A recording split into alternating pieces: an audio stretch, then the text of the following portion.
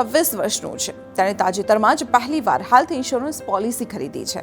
તેના મિત્રોની દેખાદેખીમાં તે તેનું માસિક પ્રીમિયમ ભરી રહ્યો છે. તેને લાગે છે કે મંથલી પેમેન્ટ મોડ વધુ સરળ અને યોગ્ય છે. સૌરભ એકમાત્ર વ્યક્તિ નથી જે આવું વિચારે છે. ઇન્સ્યોરન્સ ડિસ્ટ્રીબ્યુટર પોલિસી બજારનો અહેવાલ દર્શાવે છે કે 26 થી 35 વર્ષની વય જૂથના 33% સેલેરીડ લોકો જ્યારે પ્રથમ વખત હેલ્થ ઇન્સ્યોરન્સ પોલિસી ખરીદે છે ત્યારે મંથલી પેમેન્ટ મોડને પ્રાથમિકતા આપે છે. આ ટ્રેન્ડ ટિયર 3 શહેરોમાં વધુ લોકપ્રિય છે, જ્યાં આ વય જૂથના 44% લોકોએ મંથલી પેમેન્ટનો વિકલ્પ પસંદ કર્યો છે. આ આંકડો ટિયર 2 શહેરોમાં 31% અને મેટ્રો શહેરોમાં 23% છે. તો શું વધતી જતી લોકપ્રિયતાનો અર્થ એ છે કે મંથલી પેમેન્ટ મોડ વાર્ષિક પ્રીમિયમ પેમેન્ટ કરતાં વધુ સારું છે? વાસ્તવમાં હેલ્થ ઇન્સ્યોરન્સ કંપનીઓ આજકાલ માસિક અને ત્રિમાસિક પ્રીમિયમ પેમેન્ટ મોડને ખૂબ જ પ્રમોટ કરી રહી છે. તેનો ઉદ્દેશ હેલ્થ પ્લાનને દરેક માટે અફોર્ડેબલ બનાવવાનો છે. આ બંને પેમેન્ટ મોડ જો કે સરળ લાગી શકે છે, પરંતુ તેમાં કેટલીક મુશ્કેલીઓ પણ છે. આવો આ સમસ્યાની વાત કરી લઈએ, જેનાથી એ સમજવામાં મદદ મળશે કે આ પેમેન્ટ મોડ કેટલા યોગ્ય અને શ્રેષ્ઠ છે. આંગે ટેક્સ અને ઇન્વેસ્ટમેન્ટ એક્સપર્ટ બલવંત જૈન કહે છે કે તે જેટલું સારું દેખાય છે એટલું છે નહીં. તેના ઘણા ગેરફાયદા છે. જો તમે કોઈ મહિનામાં પૈસા ન ભર્યા તો પોલિસી લેપ્સ થઈ જશે.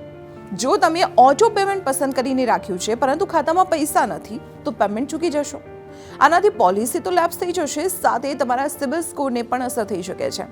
જો પોલિસી લેપ્સ થશે તો નવી પોલિસી લેવી પડશે. આના કારણે તમે અગાઉની પોલિસીમાં મળતા લાભો પણ ગુમાવી દેશો. ઉપરાંત વાર્ષિક પ્રીમિયમ વિકલ્પમાં જેટલા પૈસા આપવાના હોય છે, મંથલી અથવા ક્વાર્ટરલી પેમેન્ટ ઓપ્શનમાં ઓવરઓલ પ્રીમિયમ 3 થી 4% વધુ હોઈ શકે છે. જો કે વીમા કંપનીઓ પેમેન્ટ ડ્યુ ડેટ બાદ 15 દિવસનો ગ્રેસ પીરિયડ આપે છે. ગ્રેસ પીરિયડ પૂરો થતાની સાથે જ પોલિસી લેપ્સ થઈ જાય છે. ગ્રેસ પીરિયડ દરમિયાન જો તમને કોઈ બીમારીના કારણે હોસ્પિટલમાં દાખલ થવું પડે તો વીમા કંપની તમારા ક્લેમને રિજેક્ટ કરી શકે છે. બીજી પણ એક સમસ્યા ઊભી થઈ શકે છે, જેને આપણે એક ઉદાહરણથી સમજીશું. ધારો કે તમે 4 માસિક પ્રીમિયમ ભર્યા, તમારે 5મા મહિનામાં હોસ્પિટલમાં દાખલ થવું પડ્યું. વીમા કંપની તમારા ક્લેમને સેટલ કરતા પહેલા તમારા અપ્રૂવ્ડ ક્લેમ અમાઉન્ટમાંથી બાકી બચેલા 8 મહિનાનું પ્રીમિયમ ડિડક્ટ કરી દેશે. આવી સ્થિતિમાં જો ક્લેમ અમાઉન્ટ કુલ પ્રીમિયમની રકમ કરતાં ઓછું થાય તો શું? પછી તમારે ક્લેમ સેટલ થતા પહેલા બાકીનું પ્રીમિયમ ભરવું પડશે. અને પૈસાની દ્રષ્ટિએ સમજીએ, ધારો કે તમારું માસિક પ્રીમિયમ 1000 રૂપિયા છે. ચોથા મહિને ક્લેમ અમાઉન્ટ 30,000 રૂપિયા થઈ રહ્યું છે. હવે 5મા મહિનામાં જ્યારે હોસ્પિટલમાં દાખલ થવું પડ્યું ત્યારે બાકીના 8 પ્રીમિયમ કુલ 8,000 રૂપિયાના થશે.